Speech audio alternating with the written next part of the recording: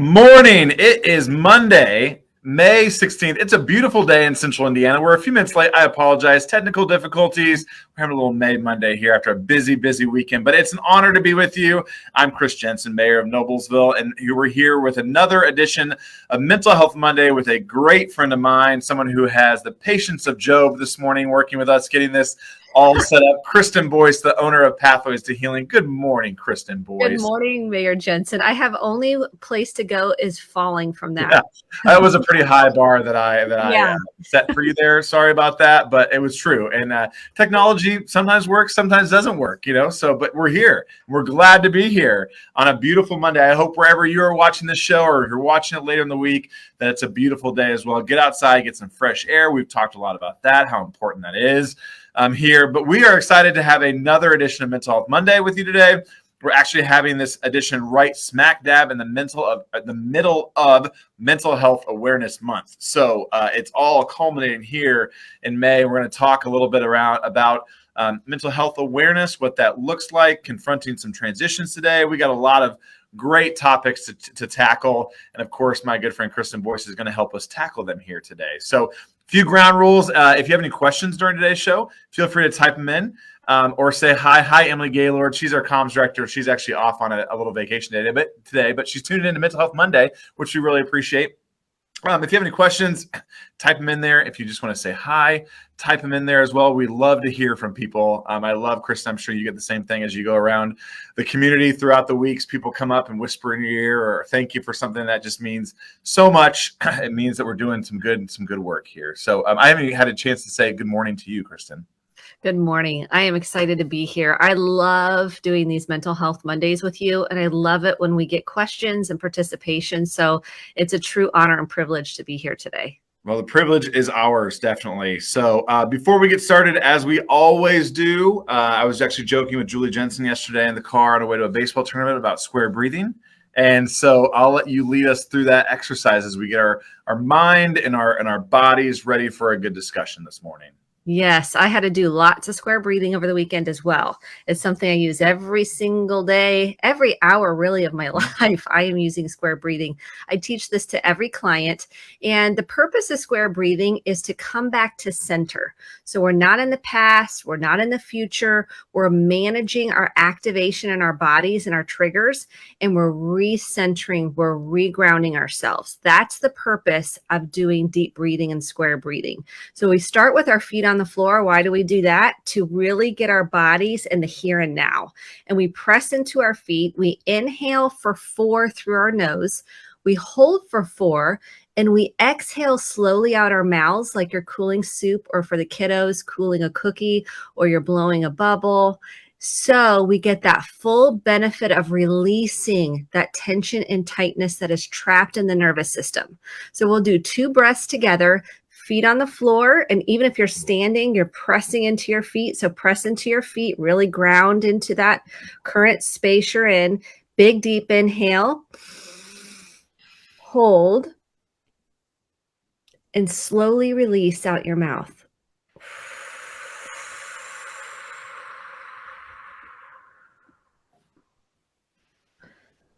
Just kind of check in with your nervous system. Let's do one more together.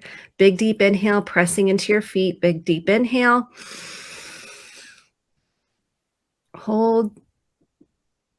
And release.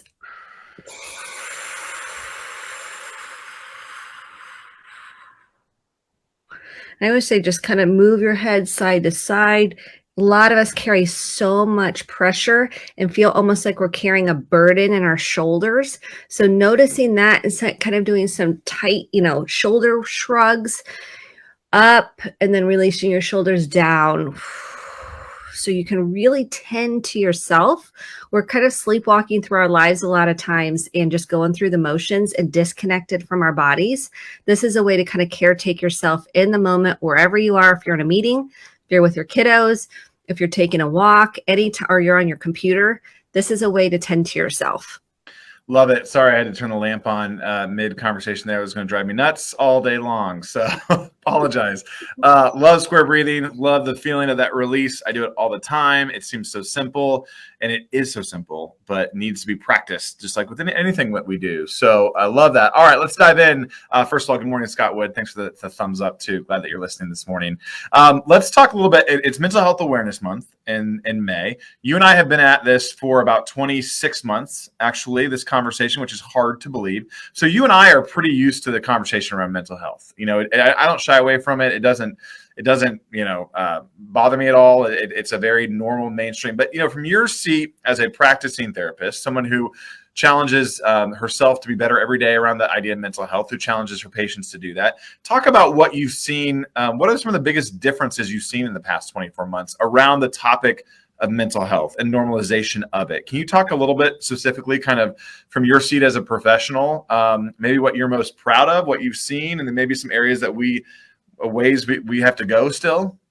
Yeah, I want to say the first thing is COVID really ramped up this conversation. And COVID's brought out so much pain and loss and grief.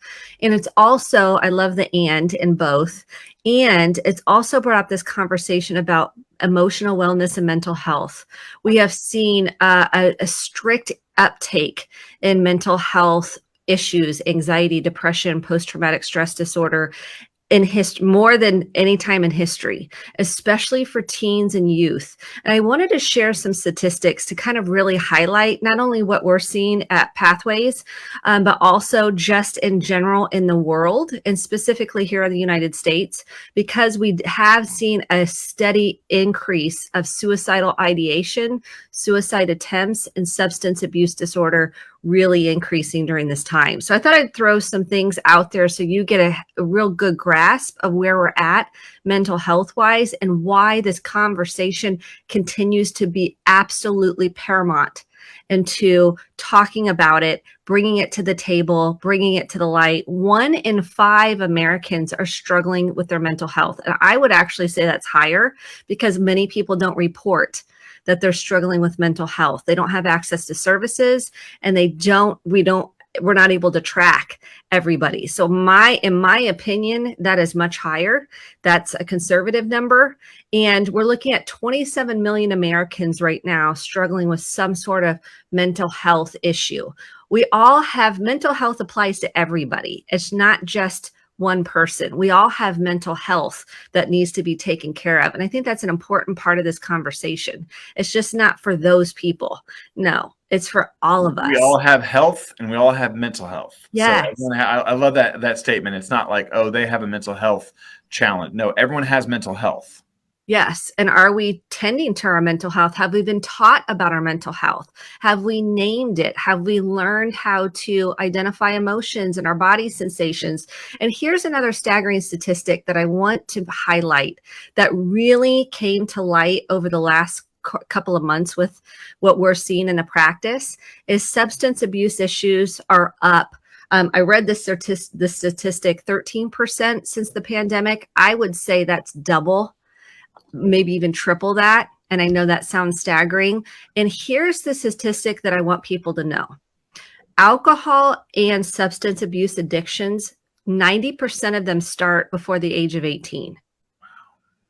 90% of them start before the age of 18. So I always ask people, when was your first sip of alcohol? How old were you? Who offered it to you? And not to pick on anybody, but it activates a part of your brain and your nervous system when you go, oh, wow, Grandpa Joe, doesn't matter who, but offered me a sip of alcohol at 7. And I'm like, yeah, that kind of activated a part of your nervous system that you didn't know what you turned on a switch.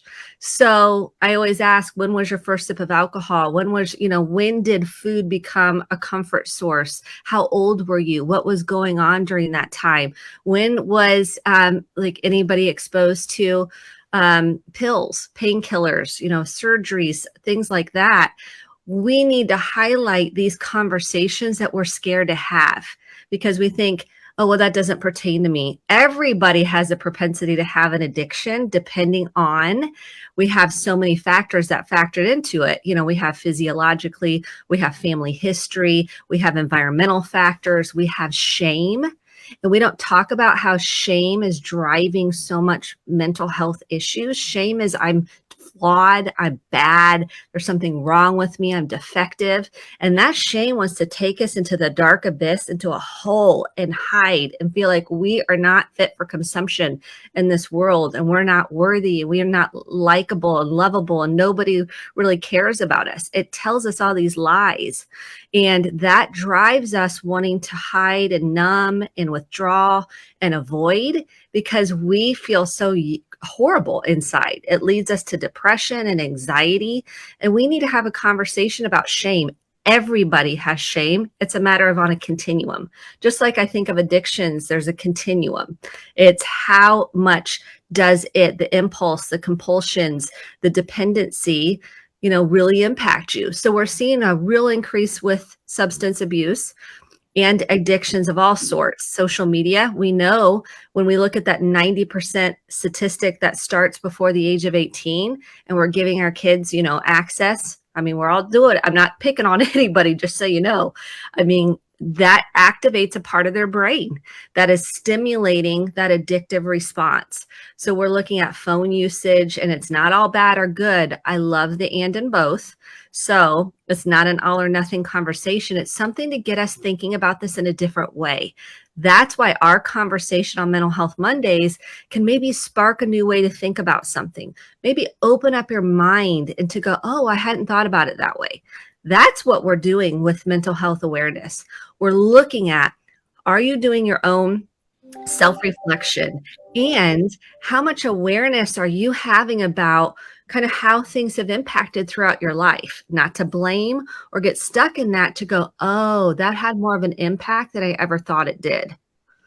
Yeah. So, I mean, based on all those comments, you just gave a nice long runway to the normalization of the discussion around mental health. One in five. I would say that's on the low end. And to your point, the city of Noblesville, as you know, Kristen, launched a program a couple of years ago called Noble Act, which is a proactive paramedicine program focused on mental health and addiction services and getting folks, getting them into the services that they need. We've actually seen an uptick every year of mental health calls to our police department. At first, you're like, they're going up, and then you reset your thinking and say, no, that's great. It's becoming more of the awareness, that the destigmatization of the conversation is happening. That's why we're having more and more folks reach out for help. So it's actually consequently a very, very good thing that we're seeing those increases. So like I said, you and I are very comfortable with this conversation. And I hope anyone listening here that may have some concerns or can picture themselves in an awkward situation around this conversation sees the facts speak for themselves. So, but tell me, if you are that person, no blame, shame, or judgment at all, that's just still not quite there, or you may be comfortable with it, but you may see it in a family member, a mental health challenge, and you're just not sure how to address it, or you're teetering on the edge on how to continue to normalize this conversation. What kind of tips can we leave people with to help spur that conversation where it needs to happen? Yeah, the first thing I want to say is you can't fix, rescue, or save anybody. And this, we carry a big responsibility if a family member. Now, if it's your child, we have some responsibilities to get them help. That's not what I'm talking about. But we feel responsible to try to get this person to see the light. And they have to want to do that for themselves. Here's what I can say that I teach clients to do is have clear, direct, compassionate conversations with people. They're scared to say the wrong thing. They're scared to get a response or a negative or a reaction, an intense reaction from somebody. And if we just stuff down and suppress, we've talked about suppression leads to depression, how you're feeling or addressing something, it's going to create more anxiety in you. So I recommend saying something like, I love you so much. And we know don't use a but. That feels icky and like you just slimed on me. So you're going to say, I love you and I've noticed a change and I'm really wondering how you're feeling and what's going on for you. And when you say it in a tender way, not what are you doing? Like that tone is not the tone we're going to lead with because we're reacting to the tone and we want to go into self-protection mode. We can't control how someone's going to receive what we're saying. My suggestion also is if you're concerned someone's suicidal, you ask them, Do you want to kill yourself? And people are so afraid that they're going to plant a seed or activate an idea. No, you asking the question is bringing it to the light. And if you're afraid, here's what I recommend to people that are really scared. I say, call 1-800-273-TALK. That's a suicide prevention hotline. You can get them on the phone, have them on speaker, and help you have the conversation with the person in the room. So you have support. I had someone come up to me after I spoke at the Indiana Indiana Center for Youth and Prevention of Child or of Abuse and Suicide. I'm saying it wrong, but yep. I know what you mean. I was there. Yes. Someone came up after the talk and they said, I'm really scared to have the conversation. And I said, here's what you can do. You can call 1-800-273-TALK and have support. And she's like, oh, what a relief. I'm like, yes, you don't have to do this by yourself.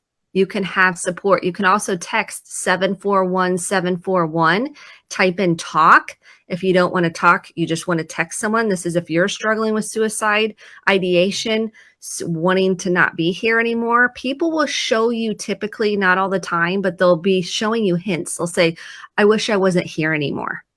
I can't take this pain anymore. And ask more questions. Well, tell me what you mean by that. Do you have a plan? Do you have a way to do that? Do you have a timeline? If they say yes to any of those, you're going to take them to the nearest Community North. There's St. Vincent Stress Center. There's Eskenazi. There's options for you. You can always call 911. It's important that we are talking about how someone is feeling. We're not asking questions. How are you is a nice question, but really, how are you feeling? And they may not have the answer to that because they might not have the feeling, words, education on exactly what they're feeling. They say, I feel alone. Tell me more about that. Tell me more about that is a great way for someone to feel like you care about them, to feel present. And I know it's scary to have these conversations. This is where we begin to make this more normalized instead of shying away from it, or we're not getting the training on how do we approach this. And so now I hope this helps you feel less anxious about it. Well, I think you make a great point. You know, I've used the phrase several times, and I worked hard not to, but the whole like, oh, you see something seems off, or you seem off, and instantly folks get very defensive when you say that. And so to your point about softening that and hey, I've seen some changes, you know, tell me more what's going on in your life, or, you know, tell me more about that, and versus instantly something's off. Well, I don't want to be off. You know what I mean? I don't, off is bad. Right? Am I on the right track there? It brings shame. Then you think, shame. Like, oh crap, right? They caught me. I'm off. You know, you don't mean to shame the person, but it doesn't land as caring. It lands as shame, and so that's what we need to. Or man, you look really tired. Yeah, I love that. Like, thank you. Thanks. I look like crap. Is that what you're saying? Right. Yeah. I am tired, but that's a whole nother discussion. Yeah. Yeah. So when someone says that, it doesn't land as caring, even though the intentions of the person might be, I really care about you. Say that. Right. Say that I really care about you. I really, really want to know how you're feeling and what's going on for you. Very different. Yeah. And what's wrong? You've been acting so different lately.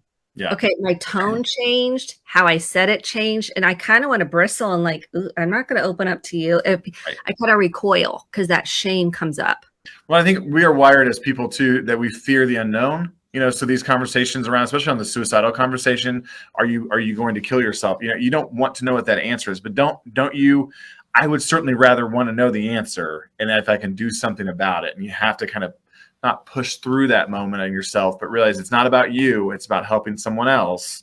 And if that's what helps that person, then we got to be willing to ask that question and accept the answer and know that we are here. That's why we're having these conversations, to tool up, skill up, you know, give folks the tools necessary to help guide those conversations going forward. So it's true. And it's scary. It's a tough thing to ask somebody. Yeah. And I don't want to minimize that at all. Yep. And that's why I want you to feel support. Everybody listening, to go, we're with you in this. And there is support resources available for you when you call 1-800-273-TALK to have that. So it's still hard. I'm not minimizing that at all. And we don't want you to have to do that alone if you need that support. Yep. All right, so I want to talk a little bit about too something that I think is very topical in the month of May because we're heading into summertime. There may be some kids that are transitioning to new schools. I know I have a fifth grader that's going to go to the middle school. We talked a little bit about that. You may be transitioning from a normal school schedule to a summer camp schedule. You may be in the middle of a job transition. So I want to touch a little bit about transitions and coping with changes because that's always really, really hard. To do. And so I thought we would kind of maybe end our conversation this morning talking about some coping skills around transitions because everyone always has them going on in life. Daniel Gross, I'm so glad to see you commenting on here. I've been thinking about you a lot. Phenomenal photographer, by the way. So let's talk a little bit about transitions and what that looks like in people's lives and how they cope with that. So transitions are inevitable. Change is inevitable. Some people really thrive on change and other people don't. Some kids really do well with it and others really, it's a lot in their nervous system. So I wrote down 5 things that I thought was essential so I could kind of pare it down. I love 1, 2, 3, 4, 5. It's easier for my brain to recall things. So the first thing I wrote down is self-awareness, like knowing how do you handle change, or if it's for your kiddo, how do they normally handle change or typically, and preparation. So you're going to have conversations with your kiddo about the change, maybe physically going to the new school or new location where they're going to be, or new home if they're transitioning to a new home, pictures, meeting teachers, going to the facility. And I know lots of in Noblesville does that very well with transitions. And for you, if you're making transitions, it can bring up things from your past that you thought you were over. You thought that was in the past. And be gentle with yourself so you can kind of feel like your little self, your little inner child is getting kind of brought online when there's transitions. So here's the second thing. So this is number 2. Number 2 is really at this point in the game, when we have transitions, and I want to say this kind of really clearly, we have to check our expectations. I wrote that down in capital letters because we think we're supposed to be this way, or this is going to be just beautiful and just fine. And we really hype up this positive, which is okay. And we have to process how it really feels. How does fine? Yes, fine. Feelings inside not expressed. So we go, I love that you caught that. Oh, we do it all the time. Julie, Jenson and I throw that back at each other all the time. Just fine. Nope. What's really going on? So really that emotions, we've talked about core emotions. What's underneath it? Lots of fear for people. Lots of fear. There's other emotions, but you want to say, what are you afraid of? Ask that question of yourself. Ask that question of your kids. They may not know.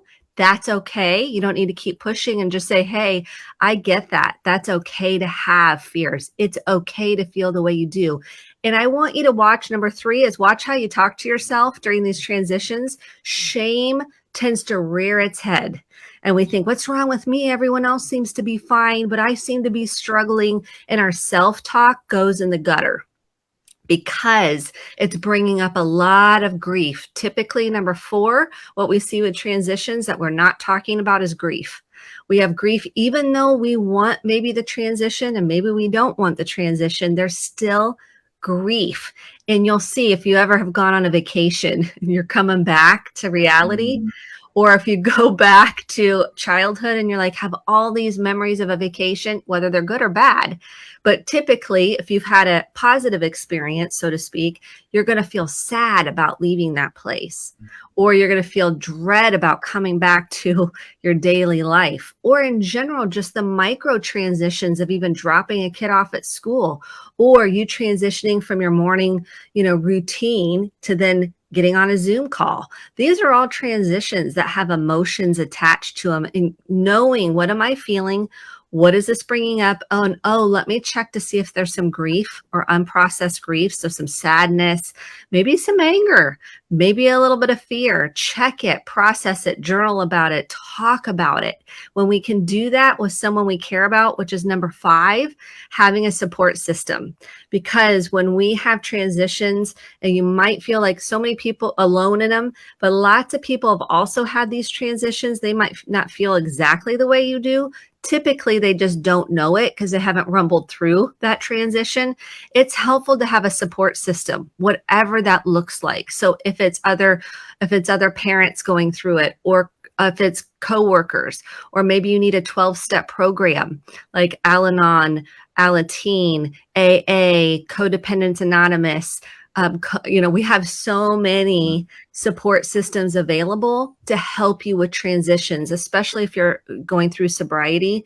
And that's a huge transition. I highly recommend getting into a 12-step program and therapy. I mean, therapy is also wonderful if you need extra support, if it is pulling up something from your past that you thought you were over and you really need to tend to it. Therapy is also an answer. Yeah, I love that. I appreciate you condensing that into 5 things. I think there's something there for everybody as this goes on. I was mentioning earlier that we're kind of going through the transition with my oldest going to middle school. And I was asking him the other day kind of what he was most nervous. He said he was nervous about it, and asked can you guess what he's most nervous about? Friendships. Not that. Do you have another guess? The locker combination. Oh, the lockers. Yeah. Yes. Yes. I know. And I was like, about my locker. I still remember mine, 28, 30, 32, and I can tell you my exact combo from high school. But it's just so funny. That's where his head's at. That is where his head's at. So we're going to practice this summer on some locker combinations and get that down. 28, 38, 34. Sorry, I was wrong. I knew that would come to me. But it's just, but it's just things like that again, and just exposure. He's actually going to the middle school, I think, tomorrow on a field trip over there to see it and get used to it. So now you can process that with him when he gets home. Yeah. So, I loved it. Yeah. So been good conversations around that. So Kristen, this is awesome. I love that we're having this conversation smack dab in the middle of Mental Health Awareness Month. Every day, in my opinion, is Mental Health Awareness Day in our life. We've got to talk about it more. I appreciate your willingness to talk with us about it. I appreciate the people who always come alongside us and listen and learn and ask questions. So if someone's struggling right now, I know you already mentioned the suicide line, but anywhere else they need to be looking towards? I also recommend Prevail. If you're struggling with any domestic violence, emotional abuse, Prevail here in Noblesville, Indiana. If you're here locally, highly recommend them. You can get online and they can help you with protective orders. They have support groups. They also have teen support groups. If any teens have been in abusive relationships or they're having trouble breaking that pattern, I highly recommend their support groups. We also have Brooks Place for kids that have gone through any grief or loss. And I know we've talked to Brooks Place on here before. And there's so many resources here locally on the City of Noblesville Facebook page or on the website. There's a link to all of the community resources that can be of service to you. Yep. When we appreciate it so much, everyone, we will see you back here in 2 weeks for another edition of Mental Health Monday. In the meantime, actually, I bet you 2 weeks is Memorial Day. So it is. We'll probably see you in 3 weeks back here for another edition of Mental Health Monday. In the meantime, get outside, enjoy the sunshine. Kristen Boice, thank you for all that you continue to do, and stay safe, everyone. Appreciate it. Thank you.